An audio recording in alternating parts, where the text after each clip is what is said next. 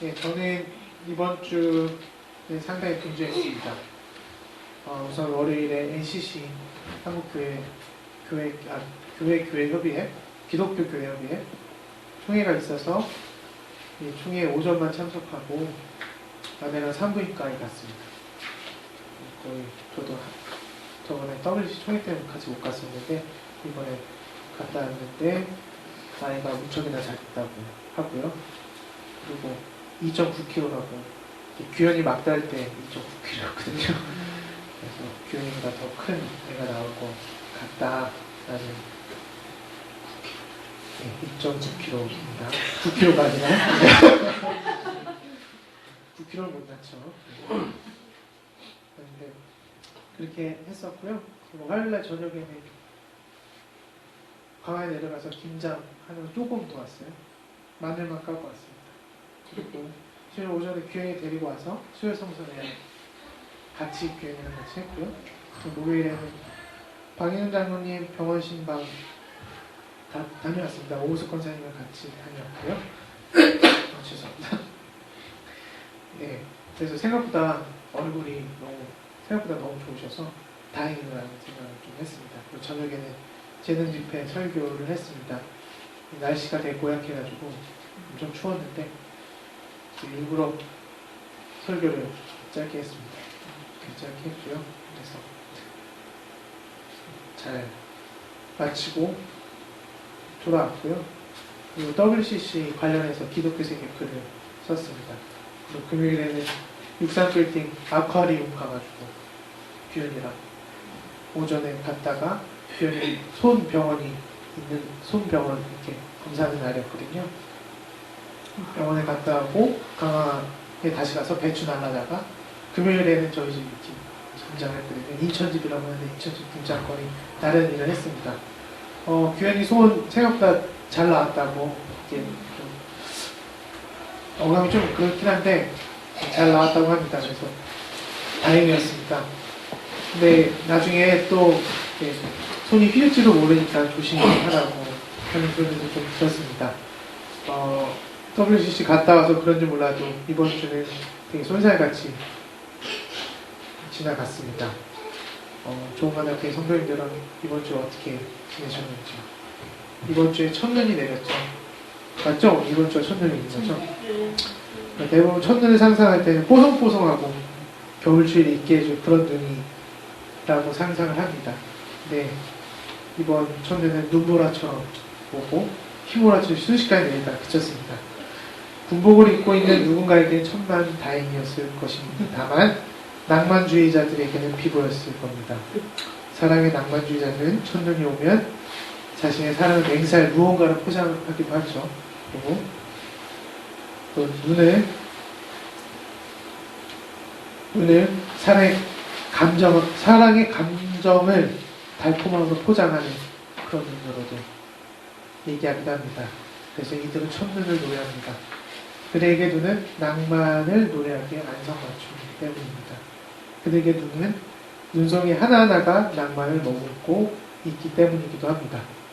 낭만주의자의 눈송이 하나하나를 보듯이 우리 조만하게 성도님들도 이번 주간도 하루하루 낭만을 머금고 사는 한 주간이 되기를 주님의 이름으로 기도하겠습니다. 아멘. 오늘 본문 말씀은 제가 목요일에 재능 집회에서 했던 본문과 같습니다. 그렇다고 해서 재능에서 했던 설교를 그대로 하는 것은 아니고요. 목요일 설교를 준비하면서 오늘 주일 설교는 이렇게 했으면 좋겠다라고 옆에 메모한 것을 두고 같이 이야기를 나누려고 합니다. 재능 설교 때는 믿어야 보이는 것들이라는 제목을 했고요. 오늘은 공감하는 믿음이라는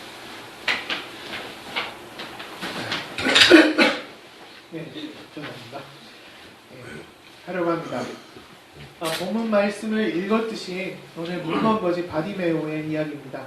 이 바디메오의 이야기는 마태복음 20장 29절 34절에서도 나오고요. 누가복음 18장 35절 43절에서도 같은 이야기가 나옵니다. 그렇다고 여러 영상이나 예수 일대기를 만든 영화에서 보듯이 지능을 개어서 눈을 뜨게 하는 그런 장면이 항상 나오잖아요. 그 이야기랑은 전혀 다른 얘기입니다. 사람들이 많이 헷갈려 하거나 혼동하는 경우가 있는데요.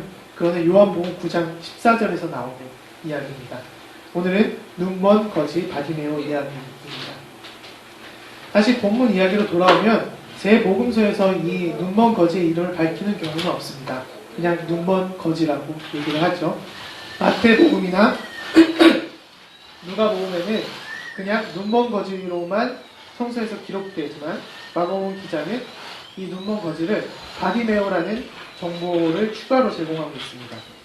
그렇다고 지금 바디메오라는 이름이 정확히 눈먼 거지의 이름을 말해주고 있지는 않습니다. 바디메오의 뜻은 디메오의 아들이라는 뜻을 지니고 있기 때문입니다. 보통 누군가의 아들이라고 불리는 경우는 높은 귀족 출신이거나 왕족에게서 많이 사용되는 이름이죠. 대표적인 예가 프랑스 왕들을 부를 때 나폴레옹 3세라든지 루이 16세 등을 이야기할 때 사용되고요.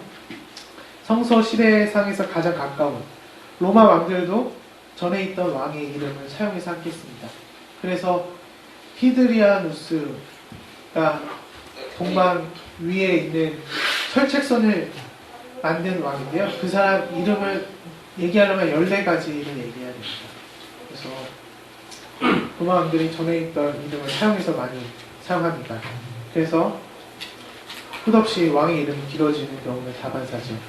그렇게 본다면 그러한 이름을 사용한다는 것은 추측하건대 처음부터 이들은 거지가 아니었을 가능성이 상당히 높다라고 볼 수 있습니다. 그도 그럴 것이 그의 아버지라고 불리는 디메오의 뜻은 존경, 명예라는 뜻을 가지고 있기 때문입니다. 다시금 바디메오라는 이름을 뜻풀이하면 다음과 같습니다. 존경의 아들, 명예의 아들이 됩니다. 아이러니하게도 존경 혹은 명예의 아들이 길거리에 나앉아 있습니다.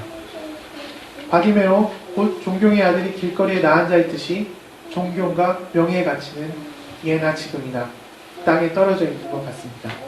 존경과 명예는 구걸에서 얻을 수 있는 것들이 아니지요. 기본적으로 존경과 명예를 받기 위해서는 존경과 명예를 받을 만한 자격이 있는 사람들이 그만큼의 역할과 행동을 하기 때문에 존경과 명예를 받는 것입니다.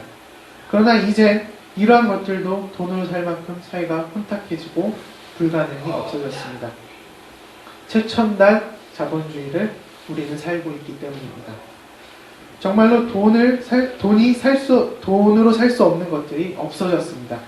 이렇게 산 존경과 명예는 돈이 사라지는 순간 거품처럼 사라진다고 볼 수 있습니다. 실례로 부모님들이 항상 얘기하시는 것들 있죠. 흰머리 뽑으면 한 개당 100원, 10원 이렇게 얘기하잖아요. 예전 같았으면 그게 돈으로 막 이렇게 움직일 소산들이 아니었거든요. 그냥 아버지를 사랑하거나 아버지 흰머리가 안쓰러워서 흰머리를 뽑는 경우가 많았습니다. 그리고 너 내 말 잘 들으면, 너 부모님 말 잘 들으면 용돈 올려줄게. 뭐 이런 것들이 다 예전에는 돈으로 살 수 없는 것들이 돈으로 살 수 있는 순간들이 점점 많아지는 것 같습니다. 그래서 이들은 돈만 찾아가는 눈은 밝으나, 즉 돈을 밝히는 눈은 밝으나 다른 곳에서는 눈먼 거지나 또 눈먼 자나 다름없습니다. 돈뿐만 아니라 다른 것을 적용해도 매한가지입니다. 이것이 눈먼 사람이 아니고 무엇이겠습니까?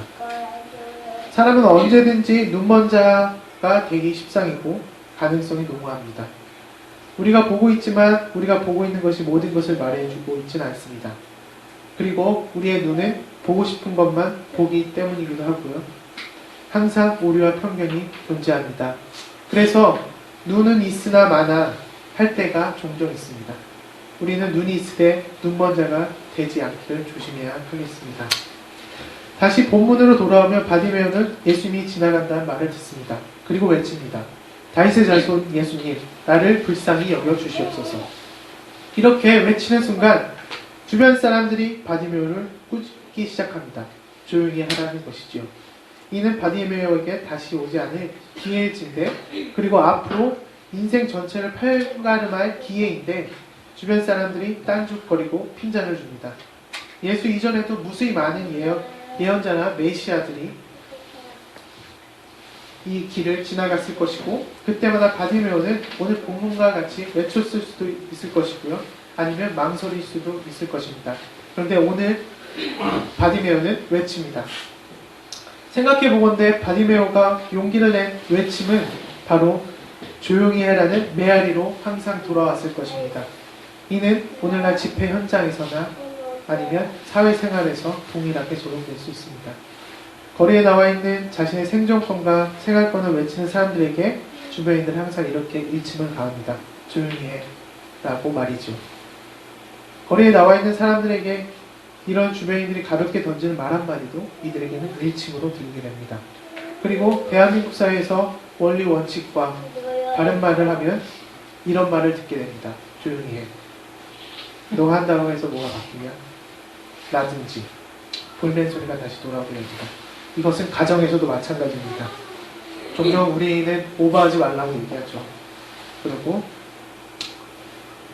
낯간지럽다고 얘기를 하거나 가정에서 무언가를 시도할 때나 대화를 시도할 때 돌아오는 것은 뭐 강도는 다르겠지만 조용히 해 라는 말로 다시 돌아오게 됩니다.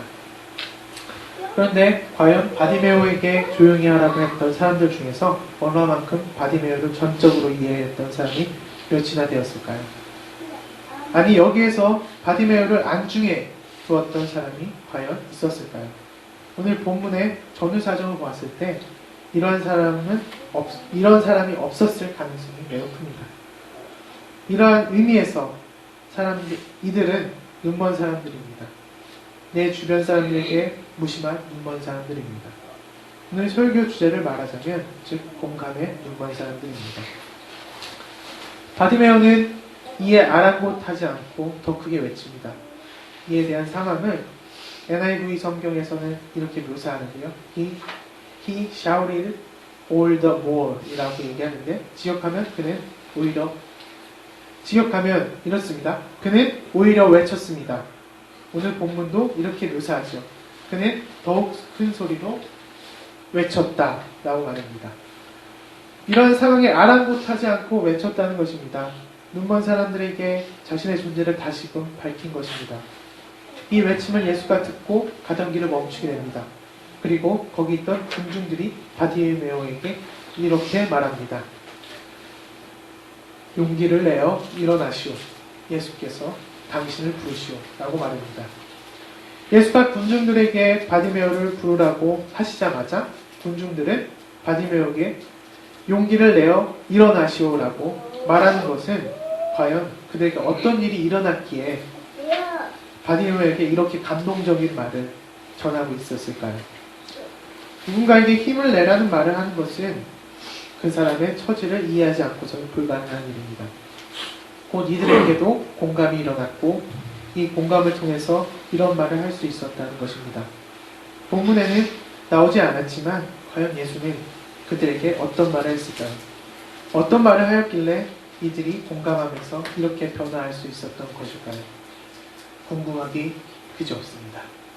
여러분들도 궁금하시죠? 상상해 보시면 좋을 것 같습니다. 나랑 가장 가까운 사람들한테 볼멘 소리 할 때가 너무나도 많죠. 그렇다고 우리가 가까운 사람한테 용기 내어 일어나시오. 절망했을 때 그렇게 얘기하지 않죠? 다그칩니다. 저도 그런데요. 어제 아내가 속이 안 좋아서 잠을 잘 못 잤어요. 저는 한 번 자면 잘 안 깨는데 그래도 두 번 깼죠. 그래서 이렇게 깼는데 그럴 때마다 용기 내어 일어나시오 라는 말을 못하죠. 왜 그러냐고 뭐 했길래 그러냐고 이렇게 볼멘 소리 할 때가 너무나도 많습니다.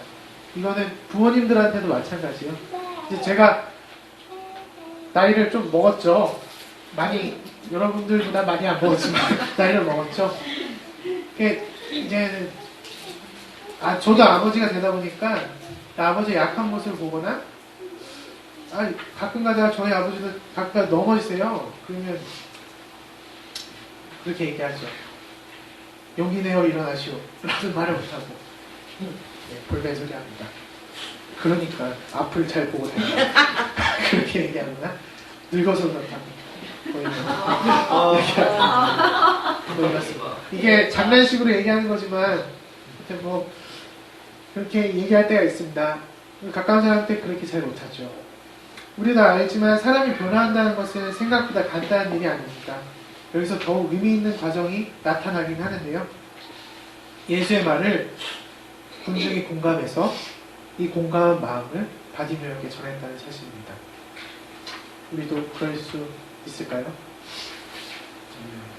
공감한다는 것은 상대방과 내가 동일한 감정을 느낄 때 발생합니다. 이 공감은 여러 경로를 통해 느낄 수 있습니다. 시각적으로 공감한다는 것은 어찌 보면 연민 그 이상의 의미를 찾지 못할 때가 너무나도 많습니다. 공감은 모든 것을 동원하면서 느껴야 하는 것입니다. 모든 것을 동원할 때 우리의 시각이나 관점이 얼마나 왜곡되어 있고 편견에 사로잡혀 있는지를 몸소 체험할 수 있습니다. 페이스북에 요새 이관태 목사님이 항상 올리는 것이 있습니다. 외모로 사람을 판단하지 마십시오. 살이 뭐가 중요하고 뭐 이런 것들이 있는데 제가 아직 그거에 공감 못해가지고 사람이 시각이 상당히 중요하죠. 첫인상이 상당히 중요합니다. 그럼에도 불구하고 오늘 공감하기 위해서는 어떻게 해야 되는가 라는 것을 얘기하고 있는데요. 공감하는 순간 이제는 눈으로 보는 것이 아니라 마음으로 느끼고 마음으로 말할 수 있다는 것입니다. 참 말은 쉽죠. 그 전의 것들은 다 눈으로 느끼고 눈으로 말하는 것이기에 상당한 오해를 동반하고 있습니다. 이럴 때일수록 우리는 들어야 되고 느껴야 되는 것입니다. 그렇지 않다면 우리는 여전히 눈으로 느끼고 눈으로 말하게 되어 있습니다. 이런 의미에서 본다면 공감의 눈을 갖는다는 것은 다분한 노력 없이는 불가능하게 됩니다. 공감은 천천히 나를 이해시키고 상대방을 이해하게 됩니다. 그도 그럴 것이 온몸으로 느끼고 온몸으로 이해하기 때문에 내가 상대방을 공감하고 있다는 것이 보이지 않습니다. 그래서 아무런 고민이 없습니다. 보이지 않기 때문입니다. 때로는 억울할 때도 있죠. 공감은 그만큼 힘들게 느껴집니다. 공감은 믿음 없이는 또한 불가능합니다. 공감하는 믿음이 있을 때 공감을 제대로 공감할 수 있습니다. 그것이 공감하는 믿음입니다. 말씀을 마치면서 공감하는 믿음에 대해서 얘기하려고 합니다. 바디메오는 겉옷을 벗어던지고 벌떡 일어나서 예수께로 갑니다. 그리고 대화를 합니다. 간단히 정리하면 이렇습니다. 내가 너에게 무엇을 하여 주기를 바라느냐?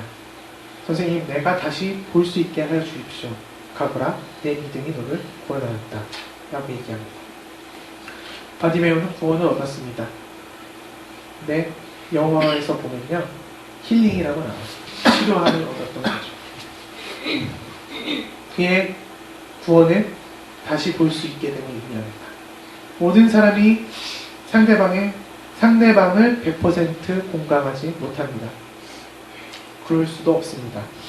하지만 우리는 상대방을 100% 공감할 수도 있습니다. 바로 상대방의 꿈과 가능성에 대해서 공감하는 것입니다. 그럴 때 공감의 능력이 발생하고 공감의 눈으로 상대방을 볼 수 있습니다. 그러면 상대방이 나의 이야기를 공감해 줄 수 있다는 믿음이 생깁니다. 그래서 너와 나 사이에, 더 나아가 나와 우리 사이에 공감하는 믿음이 생길 수 있다는 것입니다. 이것이 바로 믿음의 공동체이고 꿈과 가능성을 믿어주는 공감하는 공동체가 될 수 있다는 것입니다. 예수는 바디메오의 꿈을 공감했습니다. 바로 다시 볼 수 있다는, 또 다시 보고 싶다는 그 꿈을 예수님은 공감해 주셨습니다. 그리고 그가 눈을 떴던 그렇지 않건 간에 그는 구원을 받았습니다. 치료를 받았습니다. 다시 일어날 힘이 생겼습니다. 더 나아가 예수의 길을 따라 나섰습니다. 공감하는 믿음을 통해서 예수의 길을 갈 수 있는 가능성이 열리는 것입니다.